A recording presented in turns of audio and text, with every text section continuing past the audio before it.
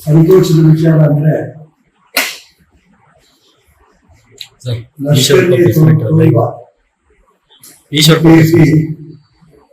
ಮೂರ್ನಾಲ್ಕು ಉಗ್ರ ಸಂಘಟನೆ ಸಂಬಂಧ ಇಟ್ಟುಕೊಂಡಂತ ಕುಖ್ಯಾತ ಉಗ್ರರು ತುಂಬಾ ಬಲಶಾಲಿಗಳನ್ನ ಈ ಆಪರೇಷನ್ ಸಿಂಧೂರ ಈ ಒಂದು ದಾರಿಯಲ್ಲಿ ನಮ್ಮ ಸೈನಿಕರು ಧ್ವಂಸ ಮಾಡೋದು ಬಹಳ ಸಂತೋಷಿಸಿದ ಸಂಗತಿ. ಯಾಕೆಂತಂದ್ರೆ ಈ ಉಗ್ರರು ಕೂಡ ಅವಶ್ಯಕತೆ ಜಾತಿ ಇತ್ತು. ಈಗ 100 ಜನ ಉಗ್ರರೇನು ನಮ್ಮ ಸೈನಿಕರಿಂದ ಸತ್ತಿದ್ದಾರೆ. ಅದರಲ್ಲಿ ಹೆಚ್ಚಿನ ಜನ ಶಕ್ತಿಶಾಲಿ ಉಗ್ರರೇ ಅನ್ನಿಸಲ್ಲ. ಲಷ್ಕರಿ ತೊಯ್ಬಾ ಮತ್ತು ಬೇರೆ ಬೇರೆ ಸಂಘಟನೆ ಜೊತೆ ಸಂಬಂಧ ಇಟ್ಟುಕೊಂಡಂತ ಉಗ್ರರು ಧ್ವಂಸ ಆಗಿರೋದು ಬಹಳ ಸಂತೋಷ. 26 ಹಿಂದೂ ಹೆಣ್ಮಕ್ಕಳ ಸಿಂಧೂರವನ್ನ ತೆಗೆದು ಬಳಸ್ತದೆ ಪಾಕಿಸ್ತಾನದ ಉಗ್ರರನ್ನ. ಅದಕ್ಕೋಸ್ಕರನೇ ಇದಕ್ಕೆ ಆಪರೇಷನ್ ಸಿಂಧೂರ ಅಂತ ಹೆಸರಿಟ್ಟಿದ್ದು ನಿಜಕ್ಕೂ ಕೂಡ ತುಂಬಾ ಸಂತೋಷ. ಸಿಂಧೂರವನ್ನ ಉಳಿಸಂತ ಒಂದು ಆಪರೇಷನ್. ಇದರಲ್ಲಿ ಈಗಾಗಲೇ 23 ಜಾಗಗಳಲ್ಲಿ 9 ಉಗ್ರಗಾಮಿಗಳ ಜಾಗಗಳಲ್ಲಿ ನಮ್ಮ ಉಗ್ರರು ದಾಳಿ ಮಾಡಿದ್ದಾರೆ. 24 ನಿಮಿಷದಲ್ಲಿ ಸುಮಾರು 100 ಜನ ಉಗ್ರರು ಈಗಾಗಲೇ ಬಲಿಯಾಗಿದ್ದಾರೆ ಅಂತ ಸುದ್ದಿ ಇದೆ. ಇಲ್ಲಿ ಎಷ್ಟು ಜನ ಬಲಿ ಆಗ್ತಾರೋ ಇನ್ನೂ ಗೊತ್ತಿಲ್ಲ. ಭಾರತದ ಸುದ್ದಿ ಬಂದ್ರೆ ನಾವು ಯಾವುದೇ ಕಾರಣಕ್ಕೂ ಬಿಡಲ್ಲ. ಇವತ್ತಿನ ಒಂದು ಹೇಳಿಕೆ ಅಲ್ಲ, ಅನೇಕ ವರ್ಷಗಳಿಂದ ನಮ್ಮ ರಾಷ್ಟ್ರದ ನಾಯಕರು ಹೇಳ್ಕೊತಾ ಬಂದರು, ಶಾಂತಿಯಿಂದಿದ್ರೆ ಸರಿ, ನಮ್ಮ ಸುದ್ದಿ ಬಂದ್ರೆ ನಾವು ಬಿಡಲ್ಲ, ಇದನ್ನ ಹೇಳ್ಕೊತಾ ಬಂದಿದ್ರು. ಈಗ ಯಾವಾಗ ನಮ್ಮ ಸುದ್ದಿ ಬಂದ್ರೋ ಆ ಸುದ್ದಿ ಬಂದಂತ ಈ ಸಂದರ್ಭದಲ್ಲಿ ಸರಿಯಾದ ಉತ್ತರವನ್ನು ಈಗಾಗಲೇ ಕೊಟ್ಟಿದ್ದಾರೆ. ಇದು ಇಡೀ ಪ್ರಪಂಚ ಸಂತೋಷ ಪಟ್ಟಿದೆ. ಚೈನಾ ದೇಶ ಇದನ್ನ ವಿಷಾದ ಅಂತ ಮಾತನ್ನು ಹೇಳಿದೆ. ಚೈನಾ ದೇಶದಲ್ಲಿ ಉಗ್ರವಾದಿಗಳು ಈ ಕೃತ್ಯ ನಡೆಸಿದ್ರೆ ಅವ್ರಿಗೆ ಗೊತ್ತಾಗುತ್ತೆ. ಆದ್ರೆ ಇಡೀ ಪ್ರಪಂಚ ಇವತ್ತು ಭಾರತ ದೇಶದ ಜೊತೆಗೆ ತುಂಬಾ ಸಂತೋಷ. ಮತ್ತು ನಮ್ಮ ಸೈನಿಕರು ಅವರಿಗೆ ಸಂಪೂರ್ಣ ಬೆಂಬಲವನ್ನ ಈ ದೇಶದ ಪ್ರಧಾನಮಂತ್ರಿ ನರೇಂದ್ರ ಮೋದಿ ಅವರು, ಈ ದೇಶದ ಗೃಹ ಮಂತ್ರಿಗಳು ಅಮಿತ್ ಶಾ ಅವರು ಮತ್ತು ರಕ್ಷಣಾ ಸಚಿವರಾದ ರಾಜನಾಥ್ ಸಿಂಗ್ ಅವರು ಸಂಪೂರ್ಣ ಬೆಂಬಲ ಕೊಟ್ಟಿರುವಂಥದ್ದು ನಿಜಕ್ಕೂ ಮೆಚ್ಚಬೇಕಾಗಿದೆ. ಹಾಗಾಗಿ ನರೇಂದ್ರ ಮೋದಿ ಅವರಿಗೆ, ಅಮಿತ್ ಶಾ ಅವರಿಗೆ, ನರೇಂದ್ರ ಮೋದಿ ಅವರ ಜೊತೆಗೆ ರಾಜನಾಥ್ ಸಿಂಗ್ ಅವರಿಗೂ ಅಭಿನಂದನೆ ಸಲ್ಲಿಸ್ತೇನೆ. ನಾವು ಈ ಒಂದು ಹುಲಿಯಂತೆ ಹೋರಾಟ ಮಾಡಿದ ಸೈನಿಕರಿಗೆ, ಈ ಒಂದು ಯುದ್ಧದಲ್ಲಿ ಯಶಸ್ವಿಯಾಗಿರುವಂತ ನಮ್ಮ ಸೈನಿಕರಿಗೆ ಎಷ್ಟು ಸಲ್ಲಿಸುವಂತ ಅಭಿನಂದನೆ ಸಲ್ಲಿಸಲು ಕೂಡ ಸಾಕಾಗಿದೆ. ಅಂದ್ರೆ ಈ ಸಂದರ್ಭದಲ್ಲಿ ತುಂಬಾ ಒಂದು ಸಂತೋಷ ಅಂದ್ರೆ ಈ ರಾಜ್ಯದ ಮುಖ್ಯಮಂತ್ರಿ ಮಾನ್ಯ ಸಿದ್ದರಾಮಯ್ಯನವರು ಇದನ್ನ ಸೈನಿಕರ ಅಭಿನಂದನೆ ಸಲ್ಲಿಸಿದ್ದಾರೆ. ಮಾನ್ಯ ಉಪಮುಖ್ಯಮಂತ್ರಿಗಳಾದ ಮಾನ್ಯ ಡಿ ಕೆ ಶಿವಕುಮಾರ್ ಅವರು ಪ್ರಧಾನಮಂತ್ರಿಗೆ, ಸರ್ಕಾರಕ್ಕೆ, ಸೈನಿಕರಿಗೆ ಎಲ್ಲ ಅಭಿನಂದನೆ ಸಲ್ಲಿಸಿದ್ದಾರೆ. ಆದ್ರೆ ಕಾಂಗ್ರೆಸ್ ಪಕ್ಷದವರು ಅಧಿಕೃತವಾಗಿ ಒಂದು ಟ್ವೀಟ್ ಮಾಡಿದ್ದಾರೆ. ಶಾಂತಿ ಮಂತ್ರವನ್ನ ಜಪಿಸಿದ್ದಾರೆ.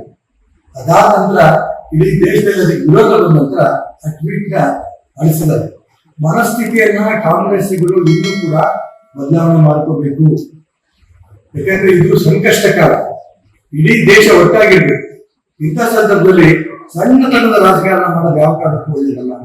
ಸೈನಿಕರು ಕೂಡ ಇದರಿಂದ ಒಂದು ರೀತಿ ಅಪಮಾನ ಆಗುತ್ತೆ. ಜೊತೆಗೆ ಯಾರು ಇದನ್ನ ಉಗ್ರಗಾಮಿಗಳನ್ನು ಸದೆ ಬಡಿಬೇಕು ಅಂತ ಹೊರಟಂತ ಮೋದಿ ಅವ್ರಿಗಾಗ್ಲಿ, ಅಮಿತ್ ಶಾ ಅವ್ರಿಗಾಗ್ಲಿ ಒಂದು ರೀತಿಯ ನಿರಾಶೆ ಆಗಂತ ಪರಿಸ್ಥಿತಿ ಬರಬಾರ್ದು. ಅದಕ್ಕೋಸ್ಕರ ಇಡೀ ದೇಶ ಒಂದಾಗಿದ್ದೀವಿ ಅನ್ನೋದನ್ನು ತೋರಿಸ್ತಾ ಇರೋದು ತುಂಬಾ ಸಂತೋಷ. ಈಗ 26 ಜನ ಹೆಣ್ಮಕ್ಳಿಗೆ, ಭಾರತೀಯ ಸಂಸ್ಕೃತಿಯಲ್ಲಿ ಹೆಣ್ಮಕ್ಳ ಹಣೆಗಿರೋ ಸಿಂಧೂರ ಇದು ಬಹಳ ಪಾವಿತ್ರತೆ ಇರುತ್ತೆ.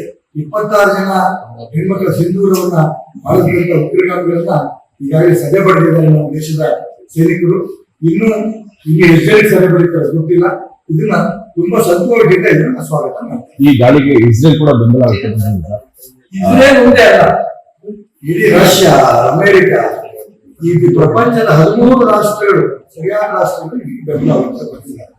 ಅದೇ ಹೇಳ್ತೀನಲ್ಲ, ಉಗ್ರಗಾಮಿಗಳು ಮಾಡಿದ ಕೃತ್ಯವನ್ನು ಮಾನ್ಯ ನರೇಂದ್ರ ಮೋದಿ ಅವರು ಹೇಳಿದ್ರು, ತುಂಬಾ ಸ್ಪಷ್ಟವಾಗಿ ಹೇಳಿದ್ರು, ಇದಕ್ಕೆ ಸರಿಯಾದ ಉತ್ತರವನ್ನು ನಾವು ಕೊಡ್ತೇವೆ. ನಮ್ಮ ಮಾತು ನರೇಂದ್ರ ಮೋದಿ ಅವರು ಹೇಳಿದ್ರು, ಇದ್ರ ಪಾಠವನ್ನು ಕಲಿಸ್ತೀವಿ. ಅದೇ ರೀತಿ ಮಾನ್ಯ ಅಮಿತ್ ಶಾ ಅವರು ಹೇಳಿದ್ರು, ಹುಡುಕಿ ಹೊಡಿಕೆ ಉಗ್ರಗಾಮಿಗಳು ಬಿಡಲ್ಲ ಅಂತ.